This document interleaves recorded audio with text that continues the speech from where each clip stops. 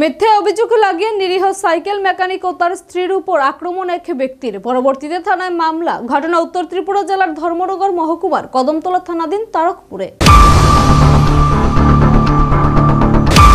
শনিবার সকাল তারকপুর গ্রাম পঞ্চায়েতের ৫ নম্বর ওয়ার্ডের বাসিন্দা অঞ্জন ধর কদমতলা থানায় একাধিকবার ফোন করে জানান স্থানীয় গ্রাম পঞ্চায়েতের ৬ নম্বর ওয়ার্ডের বাসিন্দা তথা সাইকেল মেকানিক যামিনী দাস তার সাইকেল দোকানের আড়ালে গাঁজা বিক্রি করছে। একাধিকবার ফোন পেয়ে স্থানীয় থানার এএসআই ধর্ণমাণিক্য চাকমা দলবল নিয়ে ওই দোকানে গিয়ে তল্লাশি চালালেও কিছুই পাননি। এদিকে পুলিশের তল্লাশি চলাকালীন সময় অঞ্জন ধর সাইকেল মেকানিক যামিনী দাসকে মারধর করতে শুরু করে বলে অভিযোগ। তাছাড়া সাইকেল মেকানিকের শরীরে জামা কাপড় ছিঁড়ে ফেলে। তখন স্বামীর উপর আক্রমণ দেখে তাকে বাঁচাতে আসলে স্ত্রী নন্দিতা দাসকেও প্রচন্ডভাবে মারধর করে ওই ব্যক্তি বলে অভিযোগ। এমনকি তার কানের স্বর্ণের দুল হেরে যায় ও পরনের শাড়ি কাপড় ছিঁড়ে ফেলে ওই ব্যক্তি বলে অভিযোগ। এদিকে অভিযুক্ত ওই ব্যক্তির বিরুদ্ধে আক্রান্ত সাইকেল মেকানিক ও তার স্ত্রী কদমতলা থানায় একটি লিখিত মামলা দায়ের করেছেন। আক্রান্ত স্বামী স্ত্রী জানান অঞ্জন ধর তারকপুর গ্রামের সাধারণ মানুষের সাথে অকারণে ঝামেলা পাকিয়ে আসছে। সে বলে বেড়ায় সে নাকি সিপিআইএম আমলে গুন্ডা ছিল আর এখন বিজেপি আমলেও তার প্রভাব অনেক দূর। তারা আরও জানান ষড়যন্ত্র করে তাদের উপর মিথ্যে অপবাদ দিয়ে যেমনটা মান সম্মানে আঘাত আনা হয়েছে তেমনি প্রচন্ডভাবে তাদেরকে মারধর করেও ওই ব্যক্তি। তাই তারা গোটা ঘটনার সঠিক তদন্তক্রমে অভিযুক্ত ব্যক্তির উপযুক্ত শাস্তির দাবি জানিয়েছেন।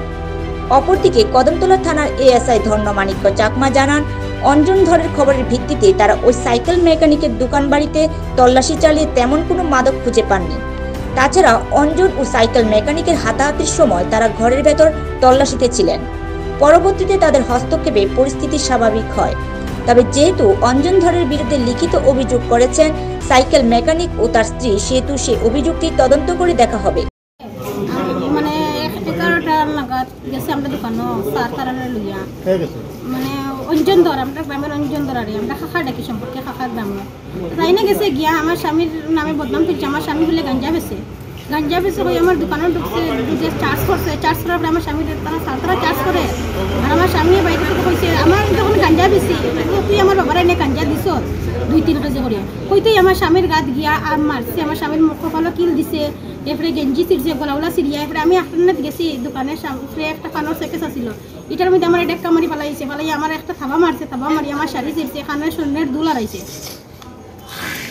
মানানির মামলা হয়েছে। এরপরে স্যার তারা গরু আসছিল চার্জ পাতে এরপরে স্যার তারা গিয়া পরে তাই নিয়ে মাইরা হাঁটাইছে সারে গিয়া তারা দুজন দেশে এইটা আমি সূক্ষ্ম বিচার পাইতাম আমার যদি গরু কিন্তু আমি মারি দে আমার একজনে যদি বদনাম তুলি দে কিন্তু আমি এখন কিতা করবো এখন আমি তো বাড়ি ছাড়তে লাগবো না নি। আপনার বাড়ি কোন?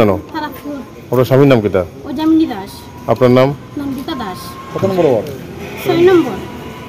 আপনার স্বামী কিটা করে? Cycle maker. মানে গাঞ্জার সাথে জড়িত নি? না গাঞ্জা না এটা না এটা বদনাম মিছা বদনাম তোলা হইছে। ষড়যন্ত্র করিয়া মানে আমরা লগে দুশ্মনী করা হইছে।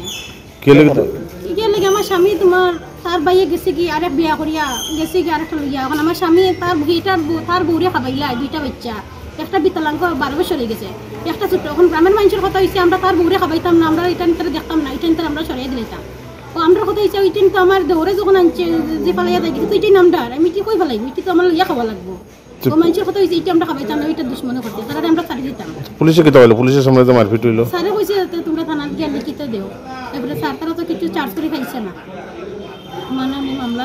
নিজস্ব প্রতিনিধি রিপোর্ট এশিয়ান টাইমস।